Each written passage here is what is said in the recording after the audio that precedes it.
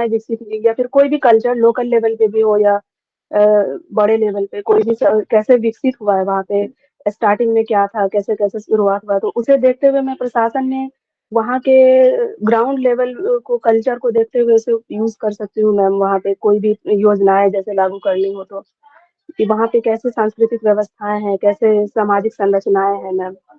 तो इसकी समझ मुझे हिस्ट्री से मिली है मैम। और और जैसे पॉलिटिकल पॉलिटिकल साइंस से? साइंस यस मैम, इसमें मुझे जैसे कि विभिन्न व्यवस्थाओं को समझने में सहायता मिलती है मैम। जैसे पॉलिटिकल साइंस में हम कॉन्स्टिट्यूशन को पढ़ते हैं, तो अलग-अलग संस्थाओं को पढ़ते हैं, समझते हैं। तो उसका उपयोग मैं कर सकती हूँ मैम ग्राउंड लेवल पे। जैसे पंचायती राज संस्थाओं के बारे में मैंने पढ़ा उसमें।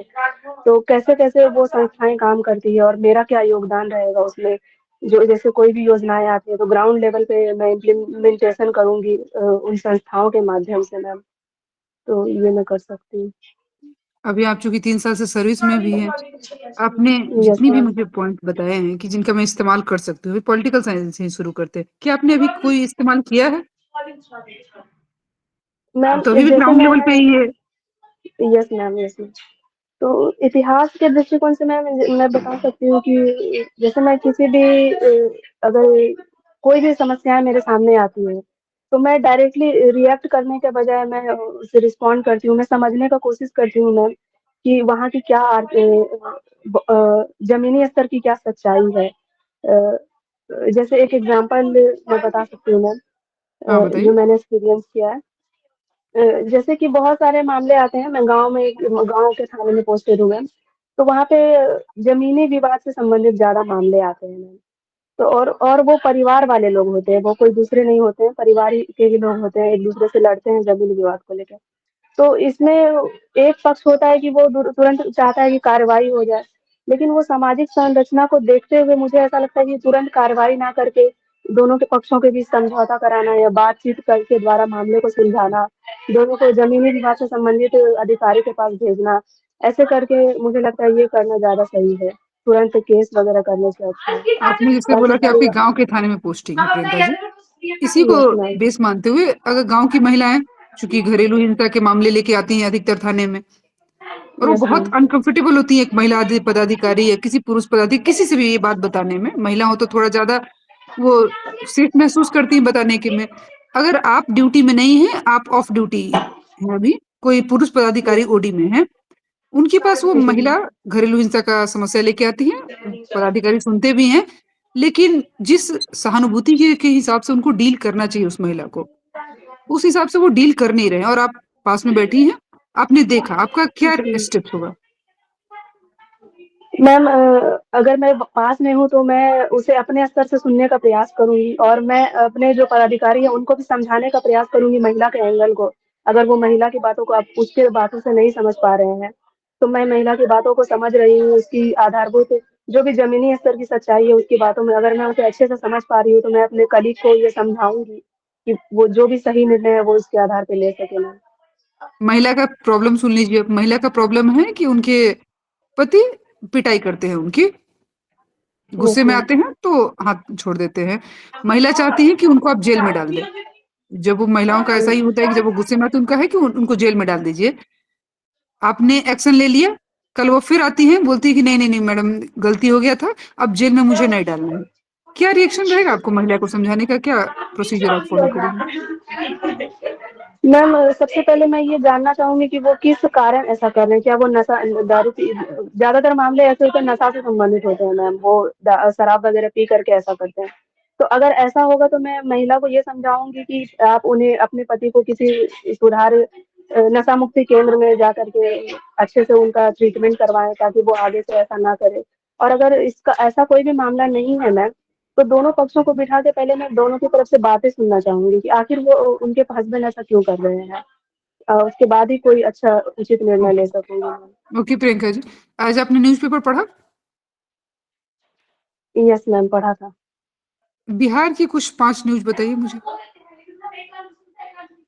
मैम बिहार से अभी रिकॉल नहीं कर पा रही हूँ मैम न्यूज़ बिहार से रिसेंट में जो आपने पढ़ा हो, आज की नहीं याद हो, रिसेंट में जो भी यस आपको बिहार मैम। की करंट में न्यूज़ पता हो, वो बताइए मुझे।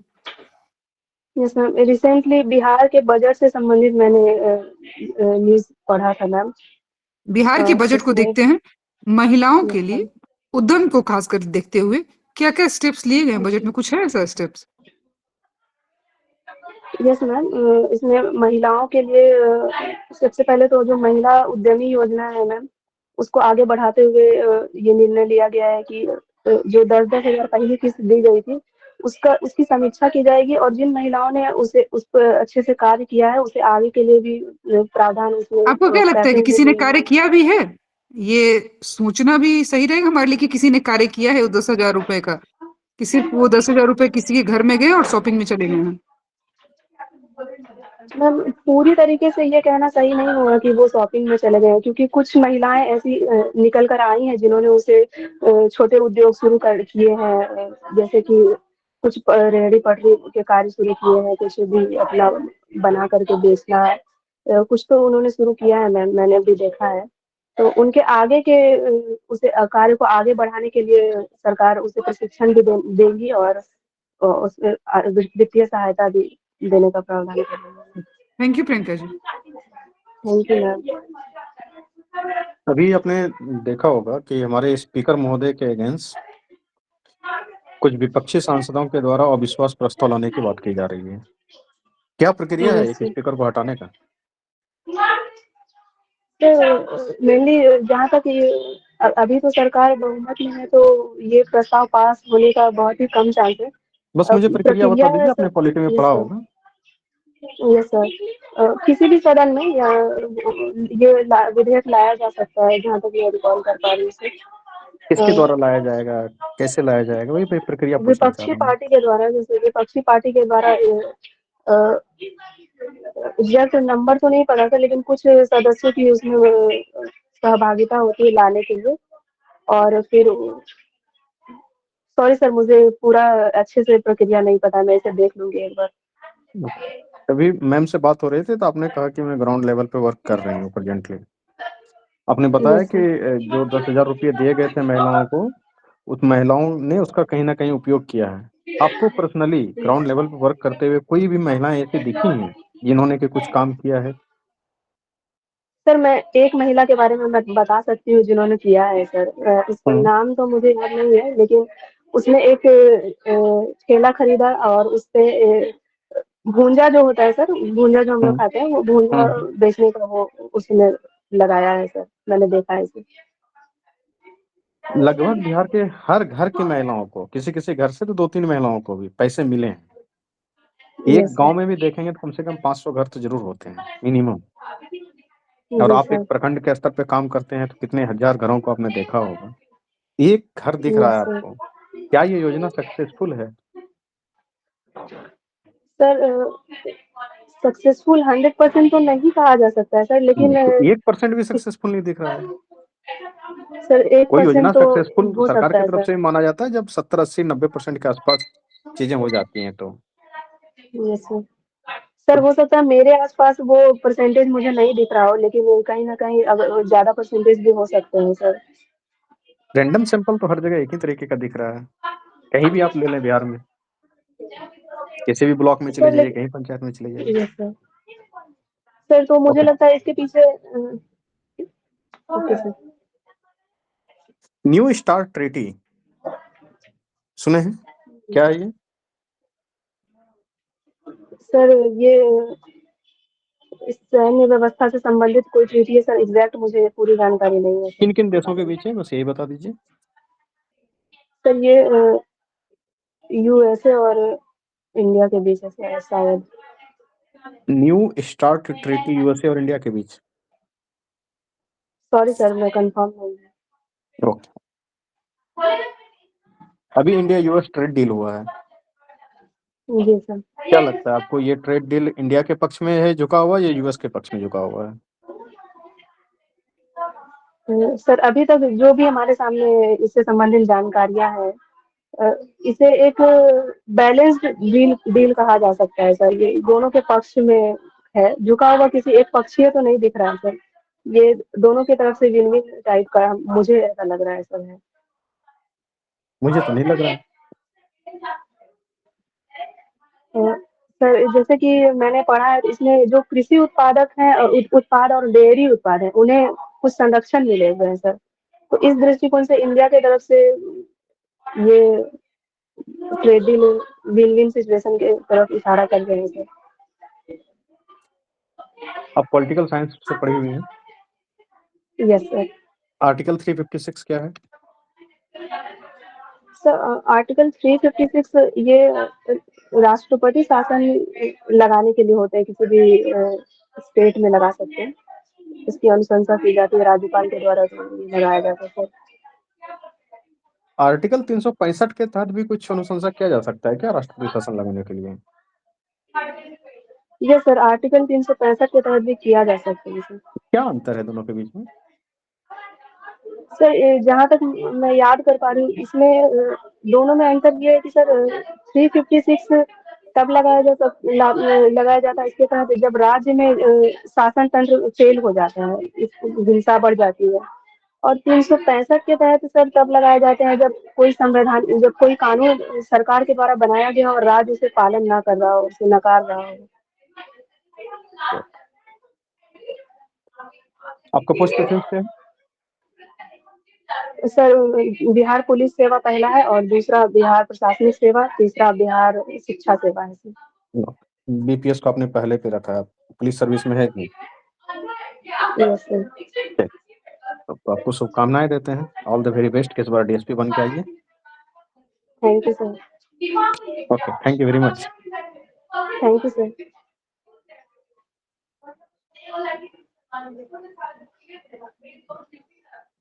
हेलो प्रियंका जी।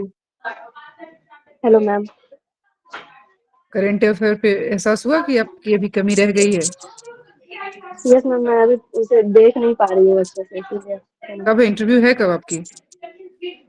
25 फरवरी को है मैम। बहुत ज्यादा टाइम नहीं है, जल्दी से टेक ऑन लीजिए करंट अफेयर को और थोड़ा काम करना जी शुरू मैम। कीजिए, क्योंकि जहाँ ठीक है आप सर्विस में, जो सर्विस से क्वेश्चन आ रहे हैं आप बहुत कामली आंसर कर ले रही हैं, अच्छी बात है, बहुत अच्छा पॉइंट है। लेकिन करंट अफेयर से रूबरू ना रहना ये क्राइम की तरह देखा जाएगा इंटरव्यू में। Yes ma'am. तो आपको करंट अफेयर से रूबरू डे बाय डे होना ही होना है। टाइम थोड़ा परमिट नहीं कर रहा है, मैं समझ रही हूँ ड्यूटी में होंगी तो थोड़ा समय की किल्लत होती है, लेकिन किसी तरीके से समय निकालिए। आप नहीं पढ़ पा रही हैं फिजिकली, कोई दिक्कत नहीं है, ऑनलाइन देख लीजिए, इसके एनालिसिस ही देख लीजिए, लेकिन अभी शुरू कीजिए, लगे रहिए डे बाय डे। किसी दिन टाइम मिले तो फिजिकली पढ़ेंगे, नहीं टाइम मिला तो ऑनलाइन देख लेंगे, लेकिन करंट अफेयर से दूरी बनाए रखना भी कोई सोल्यूशन नहीं है, ठीक है? तो करंट अफेयर पर यस थोड़ा सा टर्न ऑन कर लीजिए अपने आप को। अदरवाइज आप बहुत अच्छे पॉइंट पे हैं, सर ने जैसा बोला ही, शुभकामनाएं देते हैं हम लोग कि आप वर्दी पहन के ट्रिपल स्टार के साथ आइए, बहुत अच्छी बात है, ऑल द बेस्ट। बिल्कुल thank you ma'am. Thank you बिल्कुल, मैम। काफी परफॉर्मेंस अच्छा है, बहुत बेहतर परफॉर्म कर रही हैं। एक ही कमी है, करंट अफेयर पे काम कीजिए, बहुत सिचुएशनल क्वेश्चन वगैरह में भी आप घबरा नहीं रही हैं, बहुत बेहतरीन आंसर दे रही हैं, अच्छा पीक है, इसको बनाए रखिए और करंट अफेयर पे काम करके अच्छे से जाइए। और आई थिंक अगर टाइम मिलता है छुट्टी ले लीजिए और बहुत अच्छा करके आएंगे, बहुत उम्मीद है आपसे। ऑल द जी वेरी सर, बेस्ट, जी सर, मैं you are current able affair to तैयारी कर ग्रेट। लूँगी। Thank you. Thank you sir. All the best. Thank you ma'am.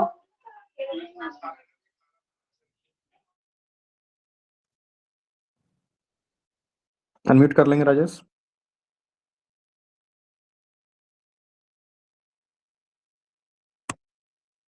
Unmute करने का बटन होगा आपके पास। Yes sir. Hello Rajesh ji. Hello hello ma'am, good afternoon ma'am. Good afternoon. संक्षिप्त परिचय दीजिए अपना। मैम मेरा नाम प्रेम शंकर कुमार है। मैंने ग्रेजुएशन बायोटेक्नोलॉजी से बीआईटी मेसरा से किया है और मेरा ऑप्शनल सब्जेक्ट ज्योग्राफी है और मेरा हॉबी क्रिकेट खेलना है। कब क्रिकेट खेला था आपने? फिलहाल मैंने अभी खेला था, यही पटना में ही रहता हूँ। अच्छा, तो कोई स्टेट वगैरह खेला है, नेशनल, या फिर घर पे ही खेलते हैं? मैंने यूनिवर्सिटी टीम में खेला है मैम। अच्छा, बहुत अच्छी बात है।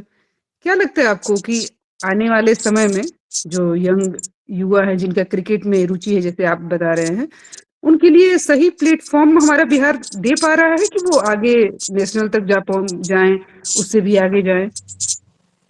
यस मैम, स्पोर्ट्स अभी डेवलप, हाँ बताइए। यस मैम, फिलहाल बिहार सरकार के द्वारा बहुत सारे कार्य किए गए हैं, जैसे राजगीर में राजगीर क्रिकेट स्टेडियम का अभी उद्घाटन नहीं हुआ है, पर ये चल रहा है। और उसमें ऐसा अभी न्यूज़ में आ रहा था कि आईपीएल उसमें खेला जा सकता है, जिससे यहाँ के युवाओं में काफ़ी ज़्यादा प्रेरणा मिलेगी और काफ़ी उत्साह होगा। और बहुत सारे प्लेयर हैं अभी जो इंडिया टीम में खेल रहे हैं, जैसे ईशान किशन है और मुकेश कुमार है मैं बॉलर में। ये सारे अभी इंडिया टीम में अच्छे प्रदर्शन कर रहे हैं, तो भविष्य में ये काफ़ी अच्छा देखा जाएगा कि ये क्रिकेट काफ़ी। ओके, नेक्स्ट जनरेशन सीक्वेंसिंग पढ़ा आपने? बायोटेक्नोलॉजी की जीनोम ना आपने? सीक्वेंस जीनोम सीक्वेंसिंग में जी, एनजीएस की बात कर रही हूँ मैं, next generation sequencing. Next generation sequencing चलिए, सॉरी आपने मैम जीनोम नहीं। ओके, जो आपने जीनोम सीक्वेंसिंग की बात की वही बताइए मुझे। मैम जीनोम सीक्वेंसिंग एक प्रोजेक्ट था, यूएसए के द्वारा चलाया गया था 1990 में। और इसमें मैम जो डीएनए होते हैं उसमें जो जीन होते हैं उसका जो कोडिंग को स्टडी करने के लिए ये प्रोजेक्ट लाया गया था। 13 साल का ये प्रोजेक्ट था जो 2003 में कंप्लीट हुआ था। पर ये डिलेड हो गया था क्योंकि क्रोमोसोम 1 जो है वो काफ़ी बड़ा क्रोमोसोम था, जिसको सीक्वेंस करने में काफ़ी टाइम लग रहा था, तो ये 2006 में कंप्लीट हो हुआ था मैम। इससे हम डिजीज़ के बारे में पता लगा सकते हैं। मेडिसिन डेवलप करने में भी ये काफ़ी ज़्यादा हेल्पफुल होता है।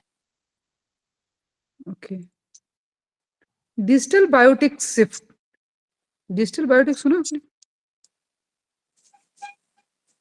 नहीं ma'am. Okay, lab automation and generative AI, protein folding, कोई टर्म आपका प्रोटीन लग रहा है रूबरू हुए हैं आप? सॉरी मैम नहीं हुए। ओके, क्या बायोटेक्नोलॉजी पढ़ी थी ना आपने? Yes ma'am. चलिए, बायोटेक्नोलॉजी की अभी कुछ करंट जो सिनेरियो है उसमें 4-5 मुझे कुछ यूज बता दीजिए कि जहाँ पे हम बायोटेक्नोलॉजी का यूज करके जो हमारी ट्रेडिशनल अप्रोच है उससे हम नया बेनिफिट दे सकते हैं सोसाइटी को। यस मैम, अभी इंडिया में मैम करंटली अगर देखा जाए तो मैम बीएसएल एक लैब का उद्घाटन हुआ है जामनगर में, गुजरात में। ये बायोसेफ्टी लैब है मैम। ये बायोटेक जैसे बहुत सारे जो होते हैं हाईली कंटेजियस डिजीज होते हैं, उनकी स्टडी के लिए ये लैब खोला गया है। और हमारे देश में ma'am national institute of virology जो पुणे में है, वो भी स्टडी करता है। बीएसएल लैब वहाँ पे भी है। और बहुत सारे डिजीज वायरस वायरस जो हाईली कंटेजियस वायरस है, तो उसके स्टडी में ये काफ़ी हेल्पफुल करता है। तो ये मैम अभी और बहुत सारे एग्रीकल्चर में भी बायोटेक्नोलॉजी का काफ़ी ज़्यादा यूज हम कर सकते हैं, जैसे जीएम क्रॉप बनाने में, बायोपेस्टिसाइड्स में, बायोफर्टिलाइजर में, हेल्थ में भी बहुत सारे कार्य हो रहे हैं। तो मैम ये जो बायोटेक्नोलॉजी है का फ्यूचरिस्टिक एक टेक्नोलॉजी है और फ्यूचरिस्टिक स्टडी इसको मान सकते हैं। और यस मैम। बिहार की बजट देखी है आपने? बजट। हम्म, यस मैम। जेंडर बजट सुना है? Yes ma'am. क्या बेनिफिट होगा जेंडर बजट का? इस इससे मैम विमेन एम्पावरमेंट हो सकता है, विमेन्स के डेवलपमेंट का कार्य किया जा सकता है, उनके क्या ऐसे एजुकेशन कार्य में। नहीं किया जा सकता वुमेन्स डेवलपमेंट का? स्पेशली हम जेंडर बजट जब ला रहे तभी हमें सिर्फ वुमेन्स डेवलपमेंट हो गया, ऐसा थोड़ी है। यस मैम, वो भी हो सकता है, पर इससे उनके अलग लिए क्या और क्या बेनिफिट है जो आपको नॉर्मली जब हम जेंडर बजट नहीं ला रहे थे तब हमें नहीं हो रहा था, जो अभी हम जेंडर बजट से बेनिफिट हो पा रहा है हमें?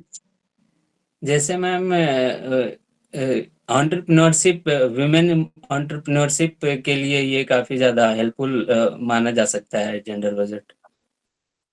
ओके, आपने एंटरप्रेन्योरशिप की बात करी, क्या है ये यस मैम। एंटरप्रेन्योरशिप?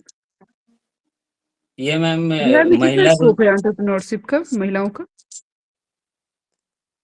अगर देखा जाए तो मैम बिहार में काफ़ी स्कोप है। जैसे बिहार एक एग्रीकल्चरल स्टेट है, यहाँ पे बहुत सारे एग्रीकल्चरल प्रोडक्ट जैसे टेक्सटाइल में काम कर सकते हैं, लेदर में काम कर सकते हैं और शूज़ बनाने के लिए इसमें इस इंडस्ट्री में काम कर सकते हैं। तो ये सारे सेक्टर है जिसमें विमेंस का काफ़ी ज़्यादा योगदान रहता है। Okay, okay. एक आपने बायोटेक्नोलॉजी से चूँकि करा है, तो थोड़ा आप पे एक क्वेश्चन देती हूँ मैं। आपको कुछ बजट में एलोकेशन मिलती है, उस बजट को या तो आप यूज़ कर सकते हैं हाईटेक बायोटेक पार्क बनाने के लिए, कोई यस मैम। अर्बन सेंटर में, या उसका इस्तेमाल आप कर सकते हैं किसी भी प्राइमरी हेल्थ सेंटर को अपग्रेड करने में बेसिक मेडिसिन से। क्या आप प्रायोरिटी लेवल पे चूज़ करेंगे?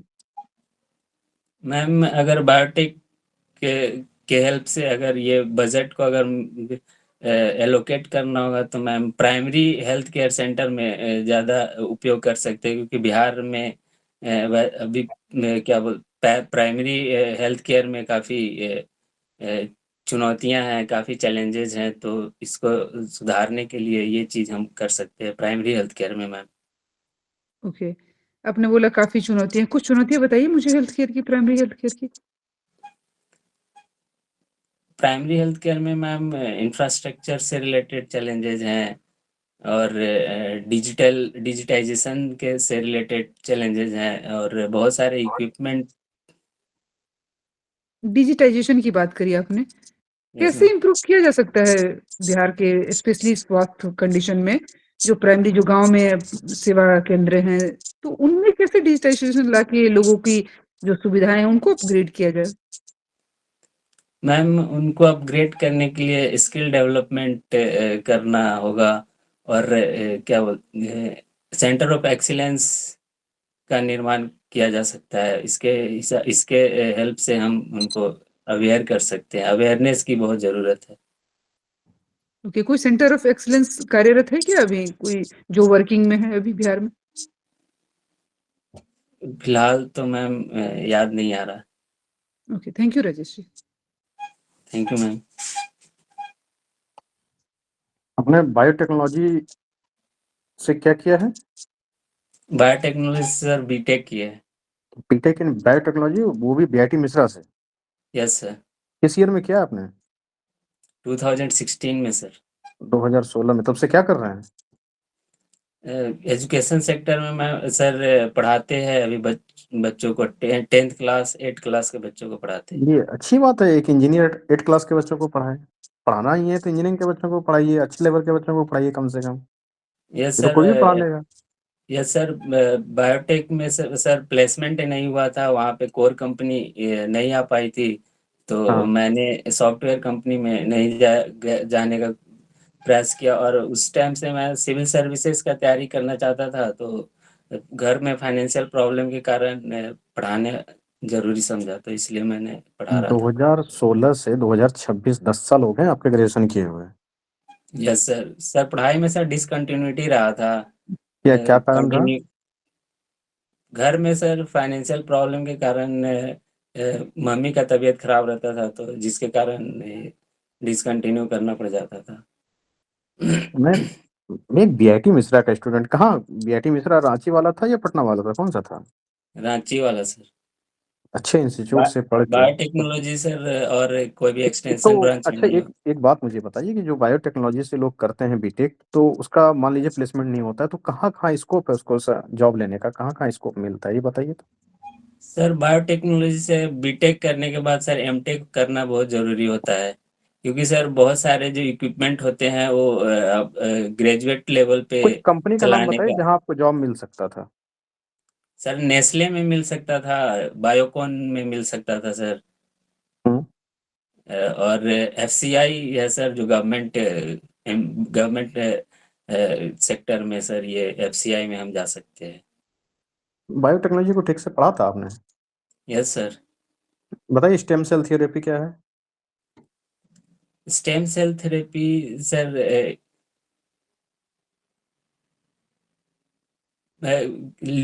Sorry sir, cancer, blood cancer को सर ठीक करने के लिए हम थेरेपी करते हैं। जीनोम एडिटिंग क्या है? जीनोम एडिटिंग एक टेक्नोलॉजी है सर, जिसमें हम जीन किसी भी ऑर्गेनिज्म के जीन को हम ट्रांसफर करते हैं through restriction enzyme, and host cell इसमें वेक्टर का यूज करते हैं। Genome sequencing?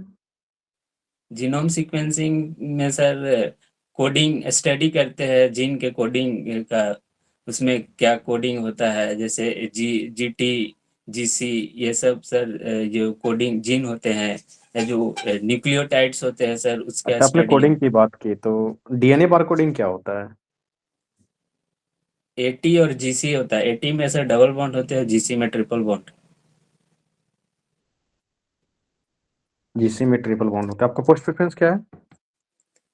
Bihar administrative service, Bihar education service और rural development officer.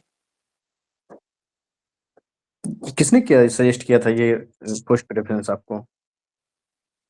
Sir actually knowledge उतना नहीं था, तो मैंने खुद से ही किया था। आप मुझे एक गंभीर किस्म के छात्र तो नज़र नहीं आ रहे हैं कि किसी भी चीज़ को आप गंभीरता से बहुत लेते हैं। ना आपने अपने करियर को गंभीरता से लिया है, ना 10 साल हो गया है प्रिपरेशन करते हुए। अब बताइए कि प्रशासन में अगर आपका सिलेक्शन हो जाता तो आप वहाँ कैसे गंभीरता से काम करेंगे? सर मैं गंभीर हूँ, पर घर की स्थिति के कारण थोड़ा प्रॉब्लम रहा है। तो अभी भी घर में स्थितियाँ सामान्य हुई हैं या नहीं हुई हैं? फिलहाल तो सर सामान्य है, क्योंकि सर अपने घर के बड़े लड़के होने के कारण सर, मेरे छोटे 3 भाई थे, तो उनको पढ़ने में काफ़ी ज़्यादा परेशानी होती थी। अभी फिलहाल मेरा भाई एक जॉब में है, तो अभी सामान्य स्थिति हो गई है। अच्छा, अच्छा। अभी आप पढ़ा रहे हैं? Yes sir. अब क्या आपकी अर्निंग कितनी होती है अभी? ऑलमोस्ट 12,000। बहुत कम है। खैर कोई नहीं, भाई की कहाँ जॉब करने लगा अब? सर वो होटल मैनेजमेंट किया है, तो अभी मैनेजर के पोस्ट पे है।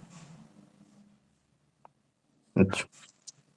चलिए, उम्मीद करते हैं जो चीज़ें बीत गई हैं तो बीत गई हैं, कम से कम अब जो समय बचा है लाइफ का उसको गंभीरता से यूज़ किया जाए। चलिए, तो मुझे बताइए कि अभी करंट अफेयर के मामले में एक रेगुलेशन आया है, vegetable oil products production and availability regulation amendment act order आया है 2025 का। ये बायोटेक्नोलॉजी से ही संबंधित है। इसके बारे में आपने पढ़ा? ये रिसेंट का न्यूज़। नहीं पढ़ा सर। आज का न्यूज़ में सर ये नहीं पढ़ा था। आज का न्यूज़ तो नहीं, पढ़ा था, मैं पर आज इसमें आज ये के न्यूज़ की ध्यान। बात कर भी नहीं रहा हूँ। ये पिछले 5-7 दिन का न्यूज़ है। आज के न्यूज़ में आपने क्या पढ़ा? सर आज के न्यूज़ में इंटरनेशनल में सर, ये इम्पैक्ट साइन मलेशिया के साथ, इंडिया का और मलेशिया के साथ एक इम्पैक्ट साइन हुआ है, जिसमें India Malaysia partnership advancing collective transformation, आपकी ये हॉबी क्या साइन है? हुआ है। Sorry sir. हॉबी क्या है आपकी? क्रिकेट खेलना सर। क्रिकेट खेलना आपकी हॉबी है। पाकिस्तान इंडिया के साथ मैच खेलेगा या नहीं? सर अभी फिलहाल न्यूज़ आया है कि पाकिस्तान इंडिया के साथ मैच खेलेगा। ओके। क्या कारण था कि पाकिस्तान मना कर रहा था खेलने से? सर बांग्लादेश के साथ जो कॉन्फ्लिक्ट इंडिया का हो रहा था, बांग्लादेश को जब बीसीसीआई ने निकाला जब T20 वर्ल्ड कप से, तो उसके कारण पाकिस्तान इंडिया के साथ खेलने से मना कर रहा था। Okay, thank you very much. आपका इंटरव्यू कब है Rajesh? Thank you sir. 16 March को सर। 16 मार्च को है। देखिए, 2-3 सलाह है आपके लिए मेरी तरफ से, उसके बाद मैम बता देंगी। सबसे पहले तो आप यस चीज़ों को अभी भी एक्सप्लेन नहीं कर पा रहे हैं। किसी भी चीज़ करंट अफेयर की न्यूज़ को या अपनी बायोटेक्नोलॉजी की चीज़ों को, जो भी चीज़ें पूछा जाए, चाहे हिस्ट्री से पूछा जाए, पॉलिटिक्स से, उसको यस सर। शॉर्ट और क्रिप्स वे में कैसे एक्सप्लेन करना है उसको सीखना पड़ेगा आपको। कम से कम शब्दों में अपने पॉइंट को रख देना है इंटरव्यू में, बहुत बड़ी अचीवमेंट आपके लिए होगी। आप बहुत अच्छे से एक्सप्लेन कर ही नहीं पा रहे हैं अभी। एक अच्छी बात ये है कि आपके पास समय है अभी। बहुत प्रयास यस कीजिए, सर। मिरर प्रैक्टिस कीजिए, घर में बोलने का प्रयास कीजिए। कम कोई भी न्यूज़ पढ़िए तो उसको लिख लीजिए कि हमको इतना ही बोलना है। कोई भी टॉपिक पे, कोई भी मुद्दे पे एकदम पॉइंट वाइज बोलने का प्रयास कीजिए, सबसे पहले ये सुधार करने की आवश्यकता है। दूसरा, करंट अफेयर पे पकड़ अभी भी वीक है, ये अच्छी बात नहीं है, किसी भी बच्चों के लिए बहुत बुरी बात होती है कि करंट अफेयर अच्छा नहीं होना। नहीं कहीं से आंसर कर पाएंगे, कम से कम करंट अफेयर पे आंसर करना पड़ेगा आपको, ठीक है। तीसरा, यस बायोटेक्नोलॉजी आपने बहुत अच्छे इंस्टीट्यूट से पढ़ा है, लेकिन उस पर कमांड बिल्कुल भी नहीं है, उसको रिवाइज कर लीजिएगा, काफी समय हो गया है, सर, तो फिर से उसको थोड़ा रिवाइज कर टाइम हो गया लीजिएगा। इसलिए नहीं, ये एक्सक्यूज चलेगा नहीं, बीआईटी मिश्रा के पास्ट स्टूडेंट एक्सक्यूज नहीं दे सकते हैं। समय है आपके पास, आप रिवाइज कीजिए, ठीक है। Yes sir. इन उन 3-4 चीजों पे ध्यान रखेंगे तो आई थिंक कि आप इम्प्रूवमेंट कर लेंगे, आपके अंदर इम्प्रूवमेंट आ जाएगा, ठीक है। Yes sir. बिल्कुल राजेश जी, सर ने जिन यस जिन मैम। बातों पे हाईलाइट किया है उनको बिल्कुल एकदम से है, होता है ना कि हार्ड टाइम में आप उसको पकड़ के छोड़ना है ही नहीं, आप पकड़े रहिए। जितनी भी पॉइंट सर ने बोली, करंट अफेयर साथ के साथ करना है, बायोटेक्नोलॉजी भी आपको करनी है। सबसे ज्यादा आपको प्रैक्टिस की आवश्यकता है। आप बिल्कुल पॉइंट वाइज क्रिस्प आंसर नहीं कर पा रहे हैं, तो बहुत ज्यादा प्रैक्टिस की आवश्यकता है। समय है, बहुत अच्छी बात है, सर ने कहा है, अब प्रैक्टिस में लग जाइए। All the best. Thank you ma'am. और जो आप गैप ईयर में बताते हैं ना कि इतना कम पैसे कमाते हैं, अर्निंग वगैरह थोड़ा ठीक से बता दीजिए कि हाँ सर 50,000 60,000 अर्निंग हो रहा है, 40,000 अर्निंग हो रहा है, कुछ ऐसा। ये 10-12 सर हजार होम सुनने में भी ट्यूशन अच्छा नहीं लगता है। सर नहीं, होम कोई ट्यूशन देते हैं इसलिए। होम ट्यूशन को कुछ अच्छा बताइए कि आप कम्युनिटी में जाके पढ़ाते हैं या कुछ करते हैं, या फिर अपना कोचिंग सेंटर है, इस तरीके से इसको प्रेजेंट कीजिए, अच्छा नहीं ठीक लगता है है। सर, तो ये प्रेजेंट कर सकते हैं। हाँ, ठीक है, okay, yes. All the very best. Thank you sir. Nikita Chaurasia, Nikita है, एब्सेंट है। प्रियंका पासवान 360। जी sir. Sir ma'am, okay, hello Priyanka ji. Good morning, good evening ma'am. Good evening. Introduction दीजिए अपना। सर मैम, मैंने प्री ग्रेजुएशन 2013 में दीनदयाल उपाध्याय गोरखपुर विश्वविद्यालय से हिस्ट्री और पॉलिटिकल साइंस से कंप्लीट की है, और अपना पोस्ट ग्रेजुएशन इलाहाबाद यूनिवर्सिटी से मिडवल हिस्ट्री से 2015 में कंप्लीट की है। और उसके बाद 2016 से मैं अभी तक सिविल सेवा के लिए प्रयासरत हूँ। मेरा ऑप्शनल हिस्ट्री है, और मेरी हॉबी मेडिटेशन और योगा है। और इससे पहले मुझे अ, आंशिक सफलता के रूप में 3 बार बीपीएससी का इंटरव्यू और यूपीपीसीएस और यूपीएससी का मेंस लिखने का मौका मिला है, और अभी मैं आपके समक्ष उपस्थित हूँ। ओके प्रियंका जी, ये तो बहुत अच्छी बात है कि आपके पास इतनी आंशिक सफलताएं आई, अपने अच्छे अच्छे स्तर तक पहुंचे। लेकिन कहाँ चूक कहाँ रह जा रही है कि आप 10 सालों में 16 से आप चूंकि प्रिपरेशन कर रही हैं, इतनी आंशिक सफलताएं भी आपको हासिल हुई, लेकिन हर बार ये पीछे आ जा रही है। ये क्या कारण रह रहा है कि आप वहां से बाउंड्री को क्रॉस करके एकदम आगे ना जाके बिल्कुल बैक पे आ जा रही हैं? क्या कारण, छूट कहाँ रहा है? स्टार्टिंग में लैक ऑफ गाइडेंस था, और फिर मैं मल्टीपल एग्जाम देती थी तो किसी पे कंसंट्रेशन नहीं हो पा रहा था, और बीच में हेल्थ इश्यूज भी बहुत ज्यादा हो गए थे। इस चीज को रिकॉग्नाइज करने में आपको 10 साल लग गए? 1 साल, 2 साल, 3 साल, 4 साल में समझ आ जाना चाहिए कि हाँ, मैं एक एग्जाम पे फोकस नहीं कर पा रही हूँ, तो ये अगर प्रॉब्लम है तो मैं इसको सॉर्ट आउट कर लेती हूँ। 10 साल एक प्रॉब्लम को समझने में लग गए आपको? ज्यादा समय नहीं है? मैम, यूपीएससी पहले मेरा यूपीएससी पे ज़्यादा एम था, तो उसमें काफ़ी टाइम चला गया। फिर बाद में लगा कि नहीं, उसमें नहीं हो पा रहा था, तो फिर मैं इसमें आ गई, स्टेट सर्विस में। आपने बोला कि आपका हॉबी योगा एंड मेडिटेशन है। जी इन मैम। 10 सालों में क्या ऐसा लगा कि आप बहुत मेंटली डिस्ट्रेस में चली गई, इस वजह से योगा और मेडिटेशन को शामिल करने अपने हॉबी बना लिया कि really yoga and meditation hobby ही है आपकी? नहीं मैम, मजबूरी की हॉबी या शौक की हॉबी? मजबूरी ही कह सकते हैं मैम, शौक मजबूरी नहीं की था हॉबी, पहले। हाँ, अब करने लगे हैं। मतलब ये आवश्यकता बेस्ड हॉबी कह सकते हैं। जी मैम, स्टार्टिंग में आवश्यकता थे, लेकिन अब अच्छा लगने लगा है करते करते। अच्छा, तो अगर कोई नया व्यक्ति हो जो इस तरीके से, कोई स्टूडेंट ही हो जिनको लंबा संघर्ष करना पड़ रहा है किसी भी एग्जाम में क्वालिफाई करने के लिए, उनको भी ऐसे टाइम टेकिंग प्रोसेस जा रहा है, थोड़े परेशान है, आपको ये योगा एंड मेडिटेशन उन तक कन्वे करना है जबकि वो कुछ नहीं जानते हैं उनके बारे में, हम्म। आप कैसे कन्वे करेंगे उनको? क्या है योगा एंड मेडिटेशन? क्या बिहेवियरल आदमी के में चेंजेस ला रहे हैं? क्या मेंटल तौर पे लोगों में सुधार ला दे रही है योगा एंड मेडिटेशन? क्या है? मैम, पहले तो इसमें एक स्पिरिचुअलिटी के तरफ झुकाव होता है, जिससे कि हम जो डिस्ट्रेस होती है उसमें कमी आती है। और इससे डिसिप्लिन बढ़ता है और हेल्थ के लिए भी काफ़ी अच्छा होता है, कंसंट्रेशन पावर भी बढ़ती है। तो जो बार-बार परेशान हो रहे हैं कि अभी मेरा नहीं हो रहा है, तो इन समस्याओं से निपटने में जब हम मेडिटेशन करते हैं तो हेल्प मिलता है। आप इंटरव्यू कब-कब फेस की? मैम मेरा 64th 65th में था, उसके बाद 69th। 3 इंटरव्यू फेस किया आपने, जी फिर मैम। भी पूर्ण सफलता हाथ नहीं। तीनों बार आपने कहाँ गलती करी? एक बार गलती करी होगी, दूसरी बार सुधार लेनी चाहिए थे आपको, दूसरी मैम बार चूक रह गई किसी कारण से, तीसरी बार? जी मैम। मैम 64 60 में मुझे टाइम नहीं मिला, तो उस टाइम कोविड का टाइम था और मुझे भी हो गया था, तो बिल्कुल से नहीं मिल पाया था। मेंस भी उतना अच्छे से नहीं हो पाया था और इंटरव्यू में भी ना, और 69th में मैम सिलेबस चेंज होने जाने की वजह से मेरा मेंस में क्वेश्चन छूट गया था। तो आपको क्या लगता है सिर्फ समय ही एक ऐसा चीज़ था जो आपका लैक रह गया, आपकी तरफ से कोई लैक नहीं हुई थी इंटरव्यू के नहीं मैम, प्रिपरेशन मेरे में? तरफ से भी था। जिस हिसाब से आंसर राइटिंग की प्रैक्टिस करनी चाहिए थी और मॉक वगैरह देना चाहिए था, मैं अपने कंफर्ट जोन से बाहर नहीं निकल पाई थी, ये मेरी कमी थी और मुझे बाहर निकल के करना चाहिए था कोशिश। ओके।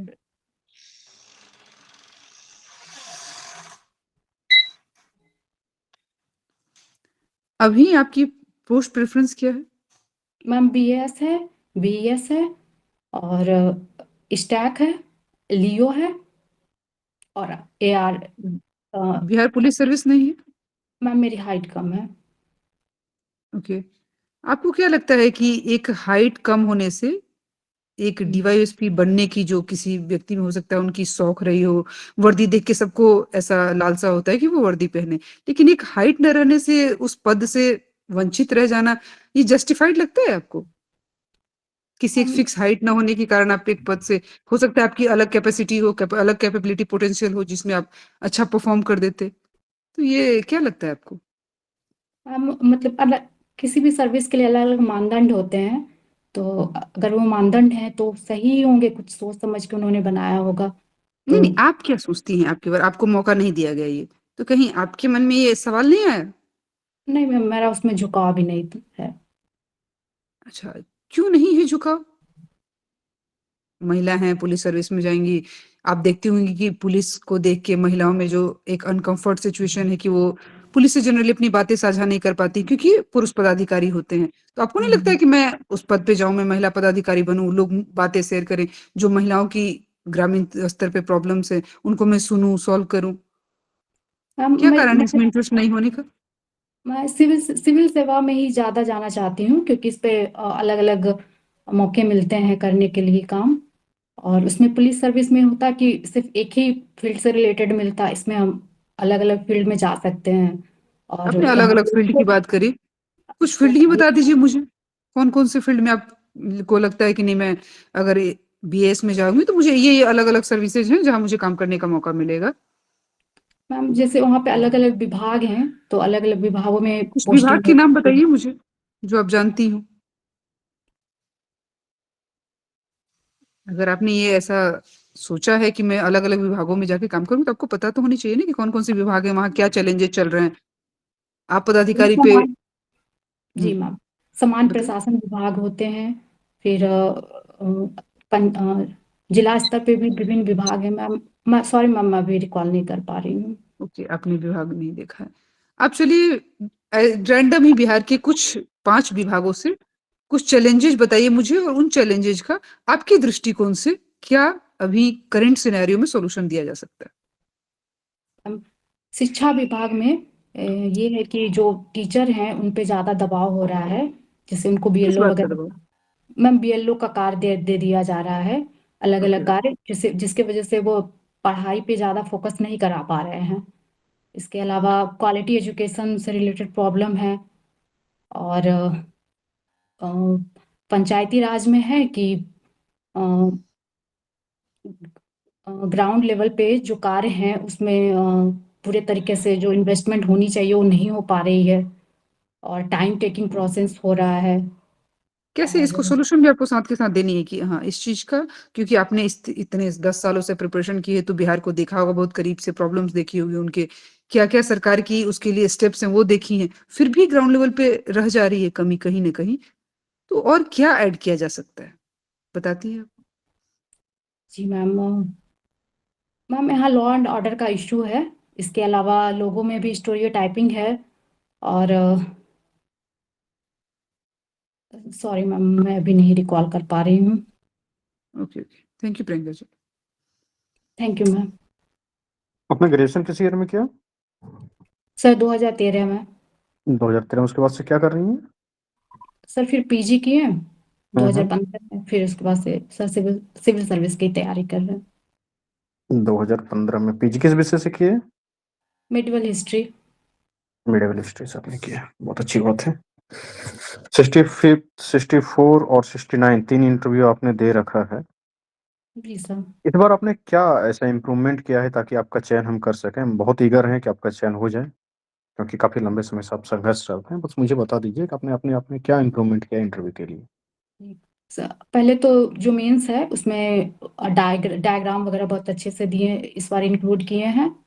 और इस बार सर मैं पहली बार मॉक इंटरव्यू दे रही हूँ, इससे पहले मैं नहीं दे पा रही थी। एक मतलब बहुत ही घबराहट होती थी लोगों से बात करने में, लेकिन इस बार मैं वो कंफर्ट जोन से बाहर निकल के दे रही हूँ। अभी तक और अलग-अलग संस्थानों में मिला के टोटल कितने मॉक्स दे चुके हैं आप 70 बीपीएससी के लिए? सर 2 दिए हैं और अभी ये तीसरा है। आपका इंटरव्यू है कब, किस डेट को? 27 फेब को है। आप अपने जीवन का एनालिसिस बहुत अच्छे से कर पाते हैं कि जी कहाँ सर। गलतियाँ होती हैं मेरे से, इसमें क्या सुधार करना चाहिए? जी सर। आपने अपने इंटरव्यू को लेकर के क्या-क्या एनालिसिस किया अपने जीवन में? सर अभी वर्तमान का कि पहले का? सॉरी। पहले का ही।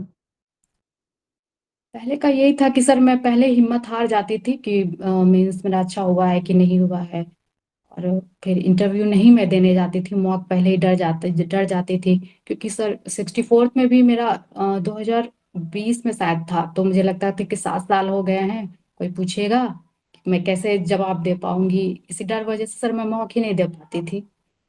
और लेकिन इस बार उस डर को मतलब दूर की हूँ और अभी दे रही हूँ मैं इस मॉक। बार तो और पूछेंगे कि 13 साल हो गया, क्या कर रहे हैं? शादी हो गई है? नहीं सर।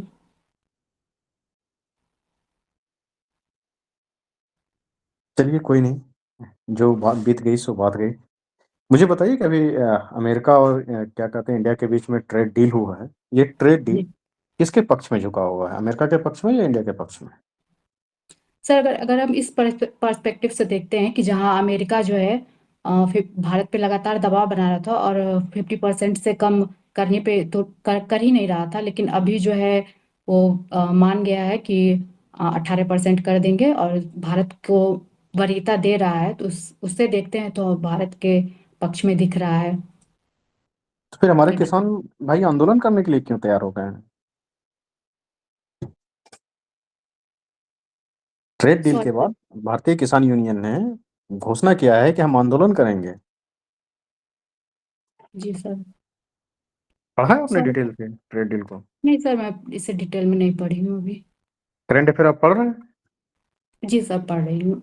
बताइए क्या है न्यूज? आज का ये है कि विश्वविद्यालय का जो अगले सत्र से होगा नामांकन, वो समर्थ पोर्टल के माध्यम से किया जाएगा। इससे जो परीक्षा व्यवस्था में देरी हो रही थी और रिजल्ट में, उसका नियमित तरीके से हो जाएगा। और इसके अभी अलावा यूजीसी बिल को लेकर के काफी विवाद चला। सॉरी सर, एक बार फिर से रिपीट कर दीजिए। ओके। अभी यूजीसी बिल को लेकर के काफी विवाद हुआ। जी सर। क्या थे विवाद के मुख्य कारण बताइए? इसमें ये था कि जैसे अगर वो बिना दलील के, बिना अपील के भी मतलब उसको अरेस्ट कर सकते थे। क्या सर जो तो इसमें नियम लाए गए थे, इस नियम में बेसिकली रूल्स क्या थे, वो मुझे कुछ बताइए उसके बारे में। सॉरी सर, अभी याद नहीं आ रहा है। भारत और यूरोपियन यूनियन के बीच में ट्रेड डील हुआ है। जी सर। पढ़ा है आपने? सर पढ़े हैं पर अभी पॉइंट नहीं याद आ रहे हैं मुझे। आपकी हॉबी क्या है? सर मेडिटेशन और योगा। मेडिटेशन और योगा आपकी हॉबी है, जिस पे कि मैम ने काफी सवाल पूछे आपसे। क्या औरंगजेब एक सांप्रदायिक शासक था? जी सर, अगर औरंगजेब की नीतियों को हम देखते हैं तो वो सांप्रदायिकता के लक्षण तो दिखते हैं, लेकिन वो जो मध्यकाल है, मध्यकाल की एक सच्चाई थी कि धर्म को राजनीति से जोड़ा जाता था। तो जो तो क्या अकबर को धर्मनिरपेक्ष शासक माना जा सकता है? जी सर। अकबर धर्मनिरपेक्ष शासक थे आपके दृष्टि से? जी सर। क्या कुछ कारण बताइए, क्यों धर्मनिरपेक्ष थे? जी सर। सर उन्होंने 16 कुल नीति की अपनाई। इसके अलावा जो इबादत खाना था, उसके दरवाजे सर वो अलग अलग पंथों के लोगों के लिए खोल दिए थे। इसके अलावा उन्होंने जो अ, धर्म के आधार पर जजिया कर लगाया जाता था उनको हटा दिए। फिर तीर्थकर यात्रा था, उसको भी हटा दिए। फिर जो उनकी जो स्थापत्य कला की हम देखते हैं, उसमें भी हमें हिंदू मुस्लिम संस्कृति के एकीकरण दिखता है। तो इसी वजह से ओके, जो थैंक यू राजकीय। Very much Priyanka. Thank you sir. Hello Priyanka ji. जी मैम। प्रिपरेशन को इतने लंबे समय हो गए, फिर भी इतनी हिचकिचाहट क्यों है आपके अंदर? बहुत नर्वसनेस है। जी मैम है। कुछ चीजें दिख रहा है कि आपने पढ़ी हैं, बिल्कुल दिख रहा है, लेकिन आप बोल नहीं पा रही हैं। और नर्वसनेस हो रहा है तो आप ढंग से सॉरी भी नहीं कह पा रही हैं। बिल्कुल घबराहट चेहरे पे आ रही है। देखिए प्रियंका, ये बहुत दुखद है हम लोगों के लिए भी। इसको जितना ही समय है, कम से कम इसमें सुधार करने का प्रयास कीजिए। आप लंबे समय से इंटरव्यू दे रही हैं, तो 64 दिया, 65 दिया, इवन 69 तो काफ़ी टफ एग्जाम था, उसमें आपने पीटी मेंस पास करके इंटरव्यू दिया। और आप किसी भी बार सीरियसली इंटरव्यू का प्रिपरेशन नहीं कर रही हैं। ये बहुत ही दुखद है, बहुत दुखद है, रियली सैड। ये अच्छी बात नहीं है। ठीक है, डिमोटिवेट नहीं होना है, आपके लिए बता रहे हैं। अभी भी आप बोल नहीं पा रहे हैं, करंट अफेयर पे अभी भी पकड़ नहीं है। बहुत आसान सारे प्रश्न पूछे मैंने। यूजीसी बिल के बारे में पूछा, जिसको लेकर के ना जाने कितने दिन तक हंगामा चला है। यूट्यूब भी देख लेते ठीक से, तो भी पता चल जाता है कि क्या हंगामा है, क्यों उसमें ओबीसी समुदाय को ऐड करने के बाद इस तरीके से विवाद चल रहा था। इंडिया यूएस ट्रेड डील के बारे में, India European union trade deal के बारे में, मतलब मैंने जो भी प्रश्न पूछे बहुत ही सरफेस लेवल पे जो करंट अफेयर आ गया था, हर व्यक्ति के मुंह पे पता था। एक आम व्यक्ति जो अखबार डेली पढ़ता उसको भी पता था। वो सब प्रश्नों में आप फंस रही हैं, ये बहुत दुखदायक है प्रियंका। इसको आप अच्छे से काम कीजिए। सबसे ठीक है पहले बोलने के लिए सीखिए, मन से घबराहट निकाल दीजिए। उस बार आपको 7 साल का गैप पूछा जा रहा था, इस बार आपको 13 साल का गैप पूछा जाएगा, फिर अगले बार आपको 15 साल का गैप पूछा जाएगा। कब तक जीवन में ये इंटरव्यू देते रहेंगे? अंतिम मानिए इसको। किसी भी तरीके से जो भी समय बचा हुआ है, कम से कम आपको कई मॉक वगैरह दे लेने चाहिए थे अभी तक में, अलग अलग इंस्टीट्यूट में जा करके। कहाँ रहती कहाँ हैं आप? पटना रहती हैं, घर पे रहती हैं, कहाँ से नहीं पढ़ाई कर सर, रही हैं? अभी तो घर पे हैं, बरौनी में। अच्छा अच्छा, कोई नहीं, घर पे ही है तो कम से कम ऑनलाइन वगैरह जुड़ के ही अलग अलग इंस्टीट्यूट से बहुत पहले से आपको इंटरव्यू का बहुत अच्छा प्रिपरेशन करना चाहिए था।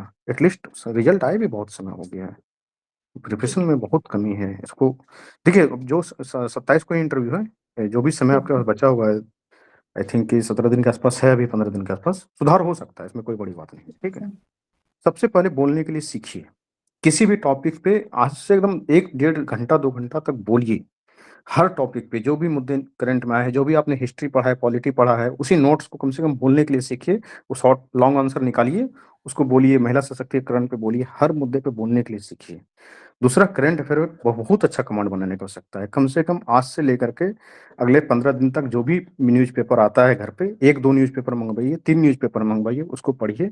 बैठ के दिन में 2 घंटा 3 घंटा जरूर यूट्यूब देखिए। घर के सारे काम को छोड़ करके सीरियसली लीजिए, बहुत अच्छा कर जाएंगे आप।